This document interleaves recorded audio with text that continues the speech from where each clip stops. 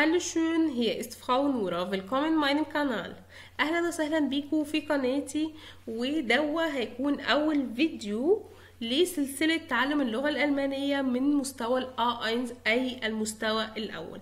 لو أنت مبتدئ وما تعرفش أي حاجة في الألماني، في الفيديو ده ليك، ولازم دلوقتي تشترك في القناة وتفعل الجرس وتتابع كل فيديو هينزل وتذاكر معايا أول بأول.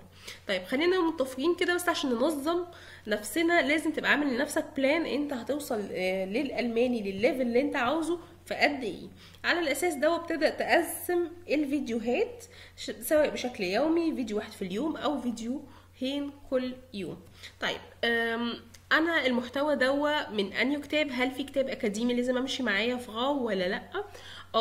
في كتاب لازم نمشي عليه، هو كتاب اسمه مانشن. تمام، وهي لو انت بتذاكر معايا درس بدرس هتلاقي ان اغلب الدروس ماشيه بنفس الترتيب. تمام، ولكن في البي دي اف بتاعي هتلاقي ان المحتوى بتاعي مش بس مكتفي بالمعلومات اللي في كتاب منشن، ولكن في كتاب تاني اكاديمي اسمه بيجنونجن. بيجنونجن ده حلو كل حاجه، ولكن طبعا كل كتاب اكاديمي بيبقى فيه مميزات وفيه عيوب. فانا عملت البي دي اف دي من مميزات منشن ومميزات بيجنونجن.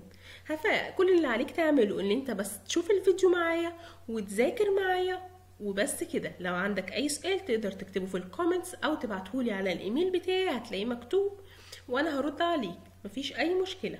طيب خلينا نبدا بقى الدرس بتاعنا. ليكتسيون 1 يعني الدرس الاول، das Alphabet يعني الحروف الابجديه. فالنهارده هنتعلم مع بعض الحروف. يلا نتعلم الماني. طيب الحروف الابجديه في اللغه الالمانيه هم 30 حرف. تمام، اول حرف هبدا ان انا اقرا لك كل حرف وبيتقرا ازاي. أبفل.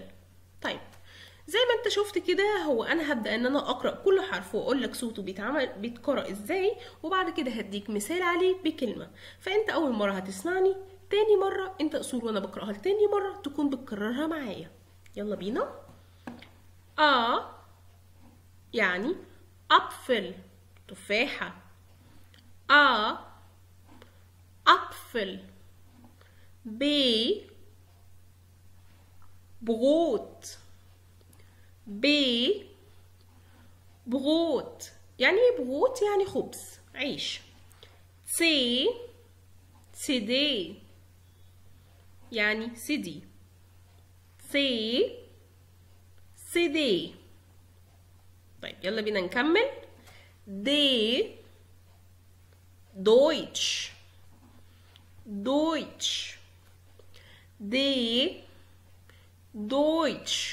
دويتش يعني ألماني، وهي دي اللغة اللي احنا نتعلمها دلوقتي. ايه يعني انجلش اللي هي اللغة الإنجليزية. ايه صوتها بيديني نفس صوت حرف ال A في اللغة الإنجليزية، ولكن هي ايه تقرأ ايه مش اي زي اللغة الإنجليزية. لو انت مبتعرفش اللغة الإنجليزية فده هيكون أسهل لك. ايه زي English. F زي فوسبال. يعني ايه فوسبال؟ يعني كرة قدم. F فوسبال. طيب G في جابل. هو انا سمعت في غو؟ سمعت في. مش انا بقول لك زي، فانا بدل ما اقول زي ممكن اقول بالالماني في، فهي زي ممكن استبدلها بالعربي اروح قايلها بالالماني في.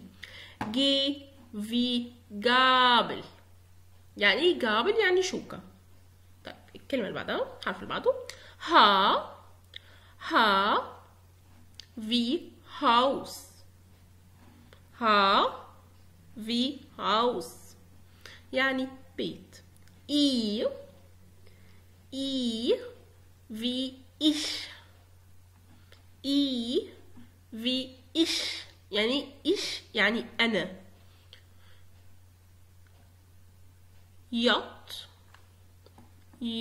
وهي بتقرأ ده الصوت اللي هنسمعه. في يابان اليابان. في كينو. كا يعني حرف الكا وهو كينو عندي سينما. طيب ال في lieben يعني يحب. ال مرة كمان في lieben برافو. ام في من الرجل. ام في من. طيب اللي بعده ان في نخت. ان في نخت. او في Obst. O wie Obst. P wie Problem. P wie Problem. طيب احنا قلنا M wie Mann يعني رجل. N wie Nacht يعني ليلا. O مترجمناهاش معناها wie Obst. Obst يعني فاكهة. P wie Problem يعني مشكلة. Q wie Qualität الجودة. Q wie Qualität يعني الجودة. R wie Rot. R wie Rot يعني Rot يعني اللون الأحمر. نكمل.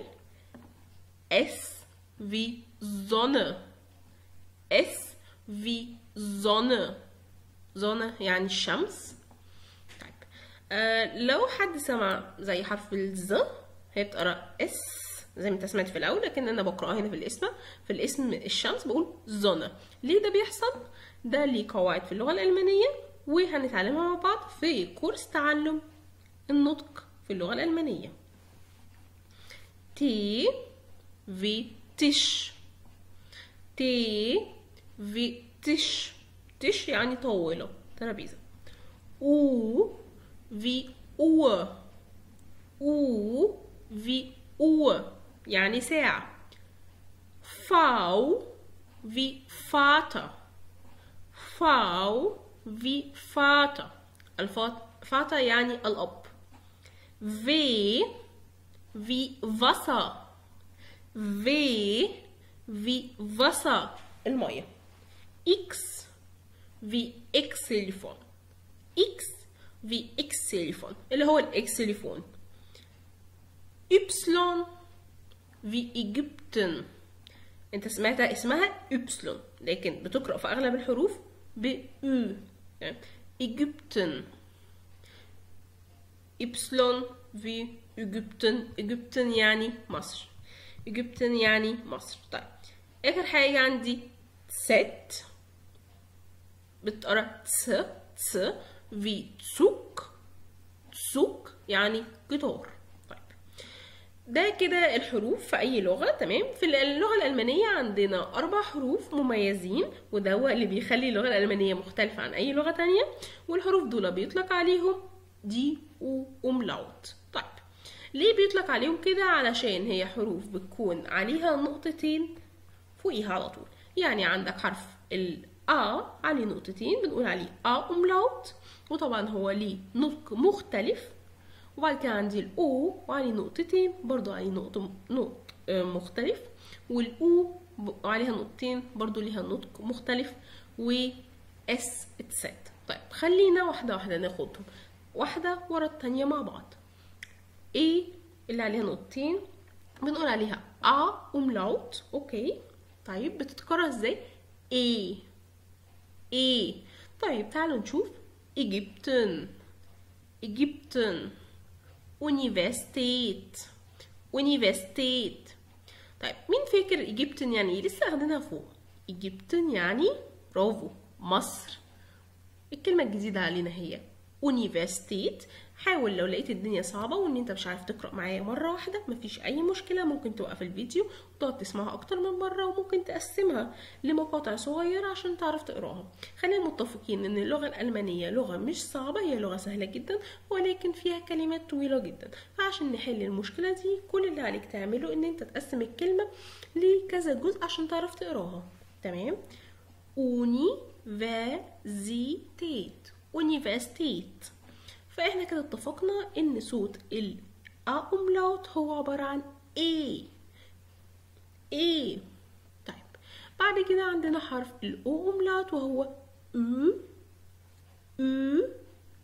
ولازم بتحس بهوا بيطلع من بقك وانت بتقول حرف الاو املاوت. زي ال Österreich Österreich Österreich. طيب يعني öl يعني زيت، وأسترايش يعني النمسا. بالمناسبة النمسا برضو بتتكلم ألماني. طيب بعد كده عندي الأو اللي هي اليو أملاوت. تمام، بنقول عليها أو وبتديني الصوت ده أو بتبقى ضامن بقك خالص وبيطلع هواء رفيع خالص. تمام، عشان تعرف تنطقه صح. زي Übung يعني exercise تمرين Übung، أو زي Frühstück Übung يعني تمرين، Frühstück يعني فطار. طيب آخر حرف في الأملاوت هو اسمه الاس ست. الاس ست يطلق دايما عليه الاسم دوا، ولكن هو صوته زي صوت التعبان وكأنك بتقول سين بس تقيلة شوية. تمام، بس تديك الصوت زي ما قلت لك صوت السناك التعبان. طيب الاس ست دايما هي شكلها زي حرف البي في اللغة الألمانية، ولكن من تحت كده ما بنقفلهوش، ما بنقفلش البي خالص. طيب هو انا ممكن اعملها 2 اس ممكن، ولكن على حسب الكلمه، ودي ليها قاعده تانية برضو. طيب عشان متفقين كده ان دايما الاس ست اما ام اند. يعني ايه اما؟ اما يعني دائما، ام اند بتيجي في الاخر. طيب ناخد مثلا فوس اظن سمع هايسن فوس يعني قدم، هايسن يعني يدعى. تمام. طيب احنا اخدنا من شويه فوق يعني ايه انا. تمام، لو كنا نعرف حرف الاي كان اسمها ايش. تمام، ولسه دلوقتي واخدين كلمه هايسن يعني يدعى، فممكن اقول ايش هايسه. ثانيه واحده نعمله بس دويتش. ايش هايسه نوغا. اكتب لي انت اسمك ايه، اكتب ايش هايسه واكتب اسمك. طيب تعالوا نشوف دلوقتي الهاوساufgabe. يعني ايه الهاوساufgabe؟ يعني الواجب. ده هيكون الواجب بتاعك، وهو ان انت تتدرب على القراءة. lesen Sie يعني اقرأ حضرتك. طيب انا هحاول اقرأ معاك، ولكن انا هسيب لك فرصة تحاول تقرأ كل جملة، وبعد كده هقرأها لك القراءة الصحيحة. خد وقتك وانت بتقرأ، وزي ما اتفقنا قسم الكلام. تمام، يلا بينا. Ich sehe dich heute in das Kino. نقراها مع بعض تاني. Ich sehe dich heute in das Kino. مرة كمان وأخيرة. Ich sehe dich heute in das Kino. طيب تاني واحدة حاول تقرأها مع نفسك، أنا منتظراك. تمام. Ich heiße Frau Nora. nochmal مرة كمان. nochmal يعني مرة كمان. Ich heiße Frau Nora. طيب آخر واحدة دي أنا مش هقرأها، أنا عايزاك تحاول إن أنت تقرأها، وأنا هقرأها في الفيديو الجاي إن شاء الله، وأنت تقولي أنت قرأتها صح ولا غلط. اشوفكم فيديو تاني. اقدر اقول لكم دلوقتي تشوس يعني ايه تشوس؟ يعني باي باي und bis bald اراكم قريبا.